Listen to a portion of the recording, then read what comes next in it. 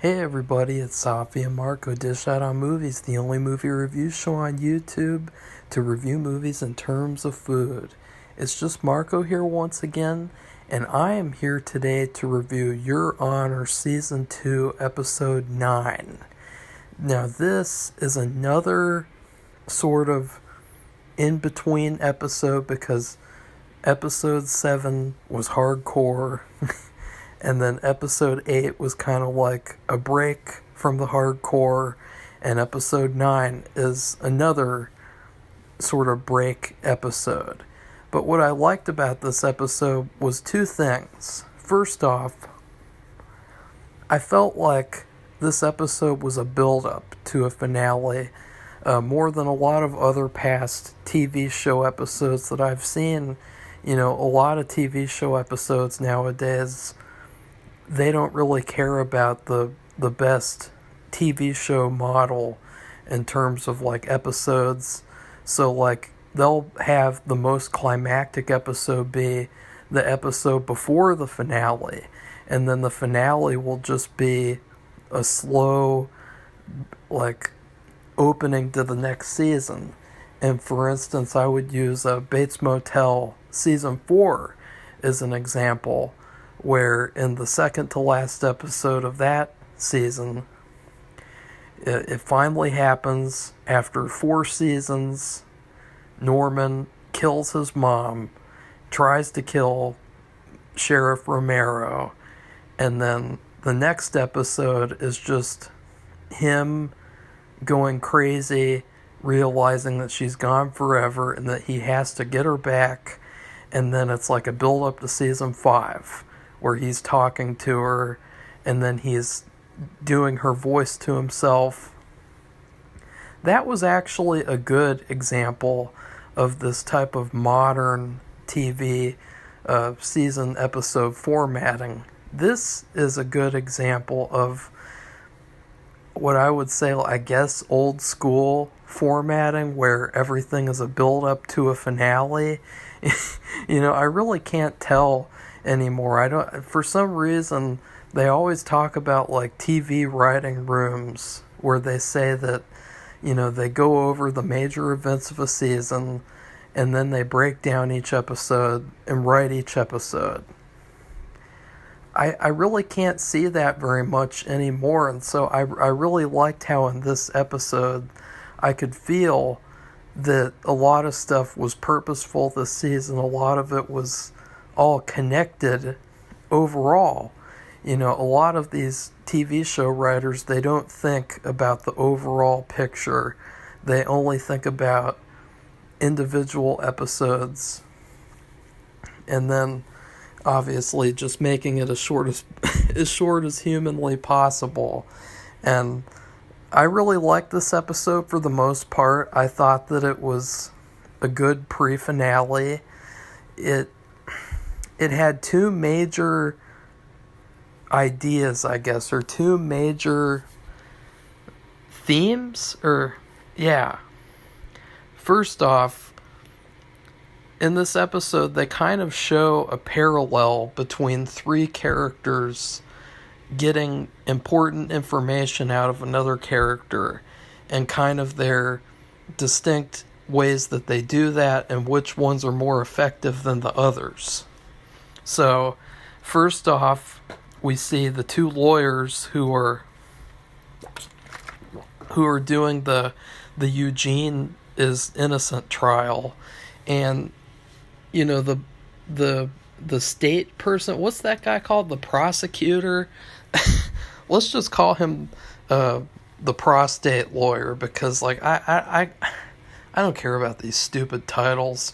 Prosecution, defense, like I don't care about that. Let's just call him Lawyer Prostate. So Lawyer Prostate, he's very by the book.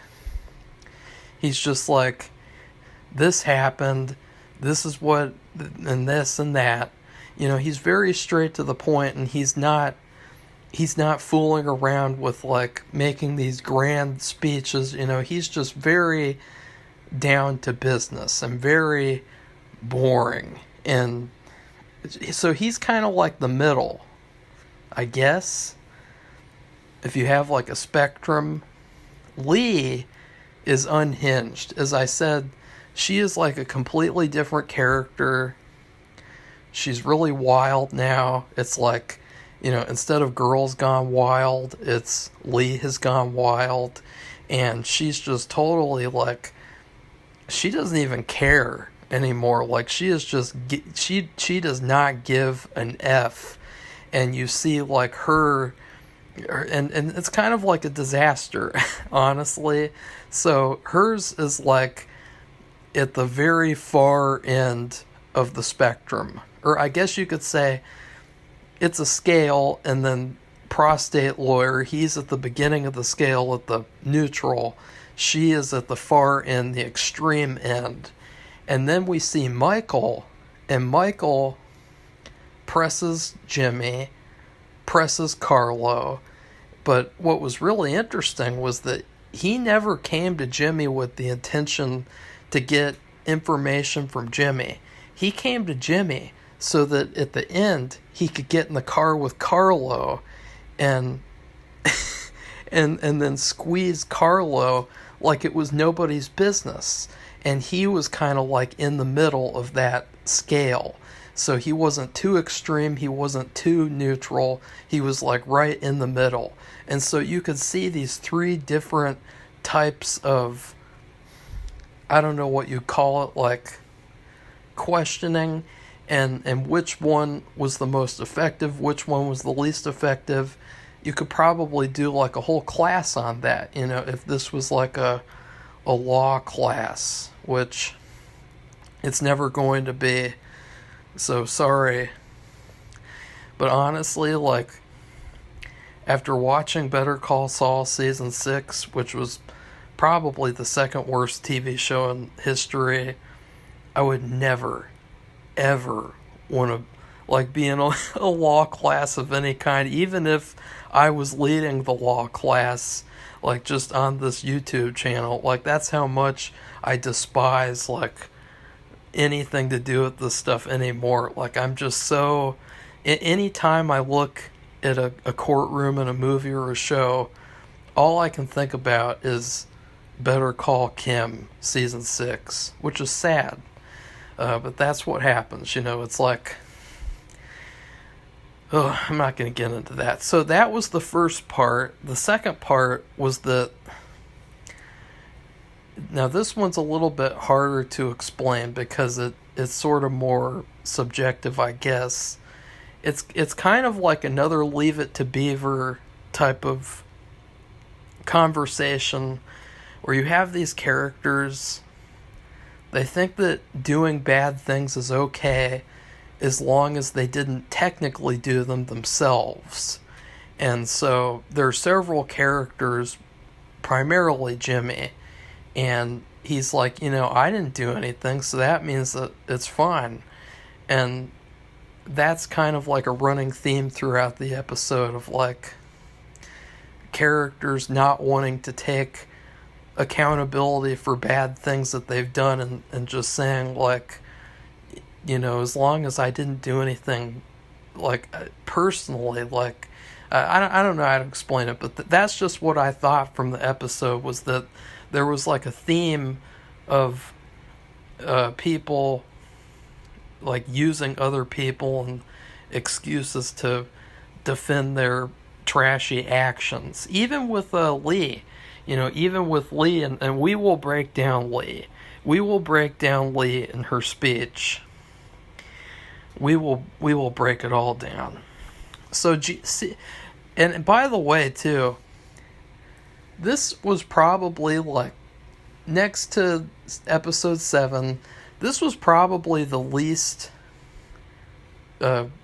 fastest episode. Like, this did not go by.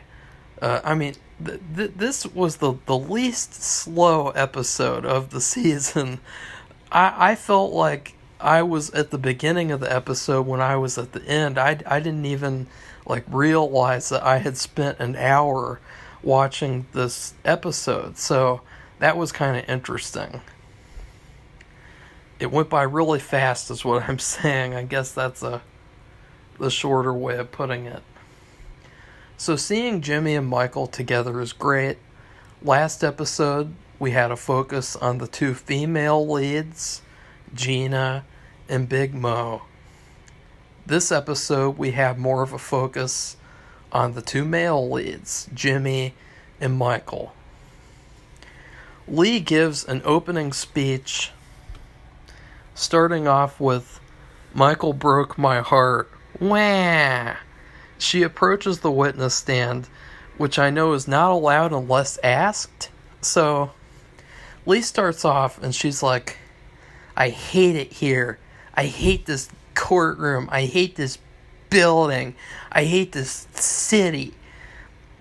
Because I'm reminded every time that I go in the courtroom, this is where my heart was broken." And it's like, oh God, we all know what she's talking about. Like, she's not even talking about law or truth or justice. She's talking about Bryan Cranston shrugging her off and going behind her back and breaking her heart. Like, she's not even talking about, I'm mad because I saw an injustice happen here. She's mad and like really sad because Michael and her poor little heart. And then she keeps on approaching the witness stand, which I have not seen like a ton of legal videos, but whenever I have seen a couple that have looked at movies and TV show episodes, they always talk about these certain tropes of courtroom drama, and one of them that's really unrealistic, supposedly, is like going right up to the witness stand, putting your hand on it, leaning into them to where you're almost breathing on them because it's emphasizing your points more somehow, which I don't know why anyone would do that. Like, jury duty, I will never be contacted about jury duty again, by the way. Now, that's a funny story because last year, or the year before, I got contacted about doing jury duty, and then on the day that I was supposed to find out what I was supposed to do, or what day, what time, they called me and said, "Never mind." And they just said, "No, we don't need you anymore. You're a part of the group that doesn't have to do it."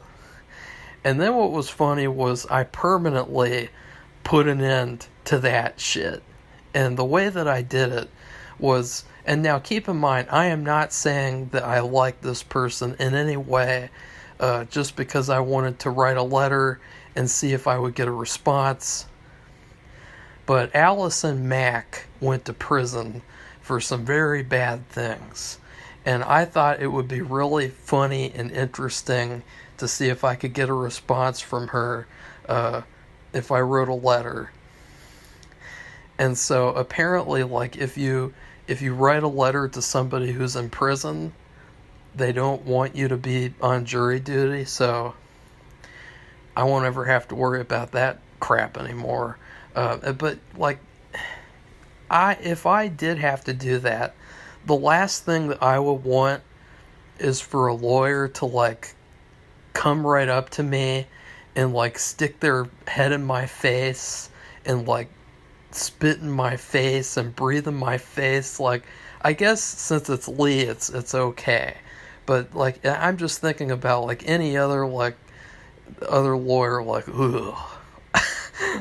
So it's not, it doesn't seem like a pleasant experience. It seems like something that, you know, that Ernest wouldn't have liked in his movie, Ernest Goes to Jail, where he's doing jury duty, and, you know, it seems like it could be a joke for that movie, but we always see these lawyers walking right up to the jury and sticking their nose in everyone's faces. And Lee does that so many times. And Lee's speech is legendary because it's so meme worthy. It's so full of holes. It's so full of, yeah, but what about that? Or, yeah, but is that really? Yeah, but, eh. Her whole speech, you could have after it, yeah, but, question mark. And then fill in the blank. Because then she's like, all the problems of the show's characters will vanish if Eugene is just disposed of. And I was like, yeah, that's really true, actually. Like, Eugene, somehow, he can cause world destruction with the type of antics that he gets up to. And it is really true that, like, these characters on this show, they would have such a better life if Eugene just left them alone. Like, you do not want Eugene showing up on your doorstep in his little ghost uniform, his ghost hoodie, because he's gonna fuck your shit up.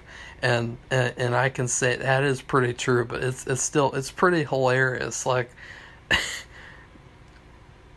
and then she insults the judge in front of everyone. She's like, you know the judge up there? He's not Michael, but he's a judge, so all judges are bad now just because of that one judge being bad. And all that judge is wearing is a piece of cloth. It doesn't mean anything. And I was like, are you serious? Like, that is one of the stupidest things I've ever seen. Because why would you insult the judge if you're a lawyer and you're and you're interacting with them on a daily basis, and she's got to ask him for favors, and she's got to object and do all that, and you don't want the judge to dislike you. And I thought that was really stupid. I mean, she was just straight up like dissing the judge in front of everyone. Like, she was bullying him. She was humiliating him and putting him down. And that's the funny part. Basically, she put everyone down in the whole room except for Eugene. She's like, Eugene he's the most purest person in the world.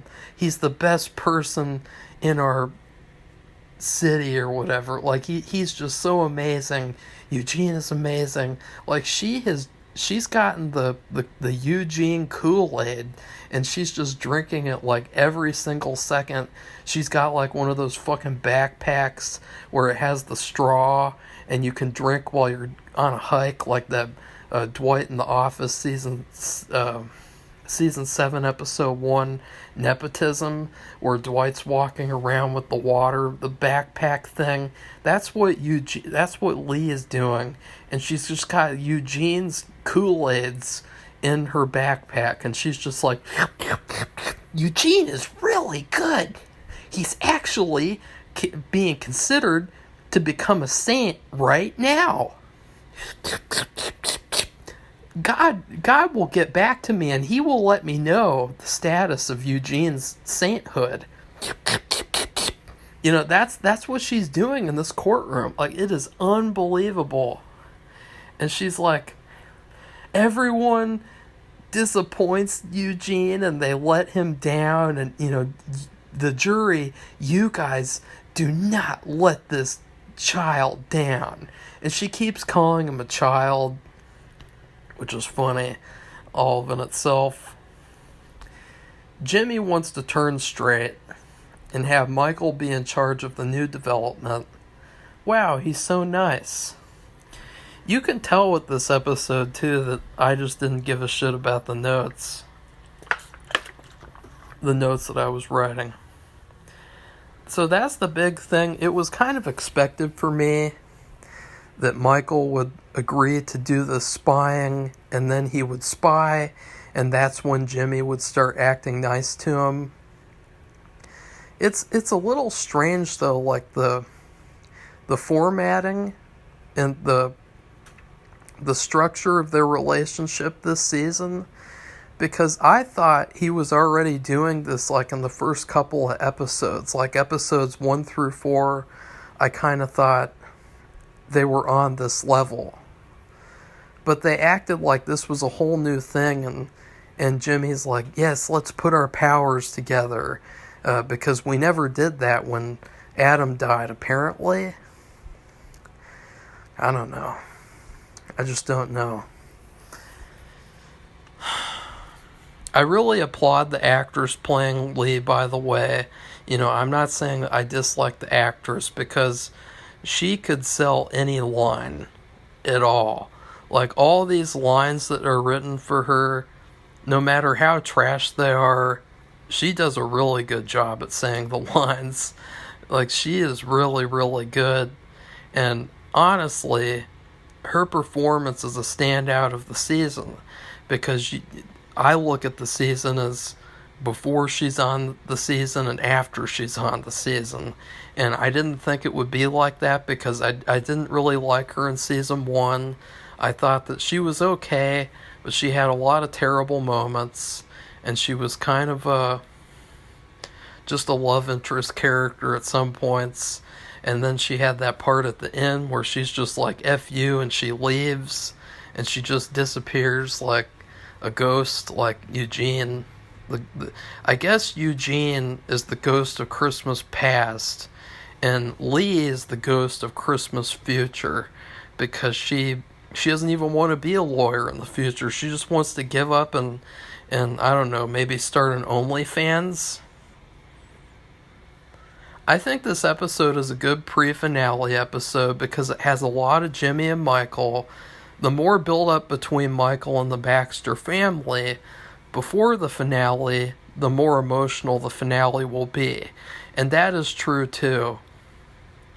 In order to have these emotional payoffs and these moments that matter, like that whole episode 7 where people just got killed for an hour long, and it was just like one of the greatest TV episodes of all time. In order to do that, you have to build that up with all these little moments and these relationships, and that's what this episode was. At the core of it was seeing Michael and Jimmy. And Michael squeezes Carlo like he's a master at it. He questions Carlo better than Lee or any other lawyer ever could. And that was one of my favorite things. I didn't realize what he was doing. I thought maybe he just wanted to get a full-on squeeze, you know, like you don't just want to get like a half squeeze. Like, you want to get a full-on squeeze. And he, you know, he could take advantage of that by getting to talk to Carlo. But in reality, that was the whole point. He knew that Carlo is such an idiot, and he's such a simpleton, and I hesitate to call him a meathead, but he's a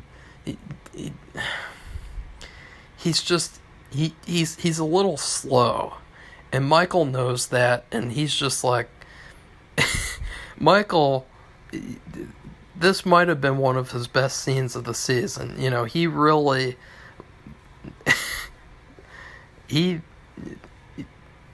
I applaud him for what he did in this sequence. Little Mo turns his back on the planned overthrow of Big Mo, so they kind of had this B story where one of the guys, he wanted Little Mo to help them overthrow Big Mo, and Little Mo's like, yeah, sure. And then they do this deal with Roderick behind Big Mo's back, but then it turns out, Little Mo, he actually got back with her, and they showed a scene where he confronts her, but they didn't really tell you if he was going to get back with her or not. So he got back with her, I guess. And his reasoning is because she's his family, which is very weird. How even though Little Mo knows she doesn't give a F about family, he's still going to be loyal to her. I guess it's understandable, though. Maybe. I mean, I wouldn't have ever done that at all. It was nice seeing Roderick again. I bet he would make a good villain. He should have been implemented more in the early part of the season, and I will stick with that. I think that in the earlier part of the season, they could have had more of a Roderick versus Eugene type of story go on. You know, that whole thing where Eugene just teleports to New Orleans with the money.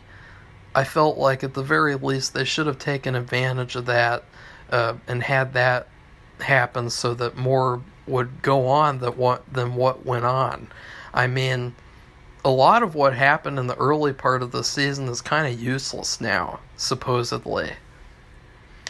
Unless there was another season where these characters from the early part of the season came back or other storylines came back into play. A lot of what happened in the first 4 episodes was really pointless. Fia has a heart-to-heart with her dad finally. This is a highlight scene of the episode and season because she's refused to talk to him the whole time. It's pretty interesting that Jimmy, he maintains that he had nothing to do with killing the Eugene's family. And this is what I meant by, from what I remember, I thought for sure that they were responsible, even if he knew that it was Gina or maybe Frankie. In the scene, it kind of felt like maybe he was possibly saying, like, no, he didn't do anything, but then other people still could have done something. So that part I was a little fishy on. You know, that is a big problem. If the Baxter family wasn't actually involved with killing Eugene's family, then a lot of this stuff would be pretty hilarious, like Eugene acting like they're the worst people in the world and like just dedicating his life to destroying them. I mean, he maintained earlier on that he has nothing more in New Orleans. There's nothing for him there, but he wants to spend possibly the rest of his life in a New Orleans prison.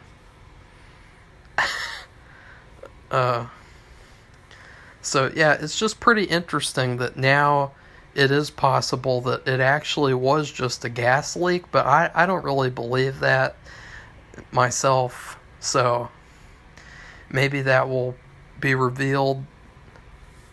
Like, I would like to see a scene where they show a flashback and they show that it really was a gas leak, or it really was Jimmy or Gina or someone. Fia lets Jimmy in on the no. This reminds me of Hannibal Season 2, where Hannibal thinks the whole time that he is just going to get away with everything, and then in the finale he finds out, the whole time I've been played, and he gets so pissed off, you know. And if Jimmy does anything like what Hannibal did in the Season 2 finale, then I really wish the best for these characters, because they're all gonna die. So that's pretty scary. Olivia, she finally got to talk to Michael about Jimmy, and this is another example where Olivia is a trash villain, because their entire talk, their entire conversation about Jimmy, it becomes worthless in mere seconds, because Fia told Jimmy that, and so then Jimmy backed out of the Carrabba's family deal. So that whole thing, like, they made it seem like Olivia drove around with Michael for like the entire evening. Like, they spent hours in the car together, and it's like all the information that Michael had was really only, I would say, like maximum 30 minutes worth of information that he had to tell her. But for some reason, they spend like 5 hours in a car together. I hope that she at least got him some fries, some curly fries with a roast beef supreme or something. Like, I didn't know what was up with that. That was pretty strange. Maybe it just seemed like a lot of time passed. In reality, the writers didn't intend for it to seem like he spent 5 hours with her talking about 30 minutes worth of information. And then as soon as he gets out of the car, Jimmy backs out of the deal. I thought that was great. Props to Jimmy. Also, this is something I should go ahead and admit because it is pretty hilarious. I did not know that Big Mo was Big Mo from season 1. She had a completely different look. She had like these oversized like shirts on, and she had sort of like a mom look, and she had this like uppity haircut with like a scarf type thing, and it was like a style. It was a distinct style. And in this season, this character, she looks so much different. She has this like a completely different look and a different style. And so I find it hilarious that this whole time I did not know that that was the same actress. I did not know that was the same character.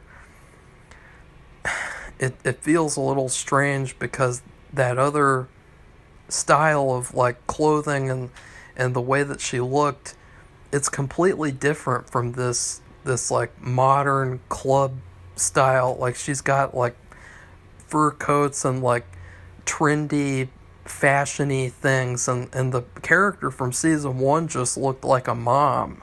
You know, I think that that's one of the things that I liked about the character from season 1 was that she kind of had this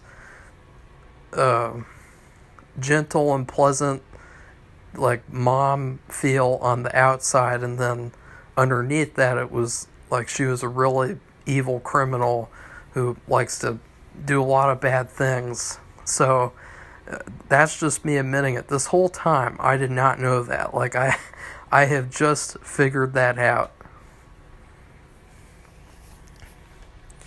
And that's why in episodes 1 and 2 of the review, if you go back, like it's hard to tell who I'm talking about at certain points because I didn't know what to call her. I thought she was like Big Mo's daughter or something.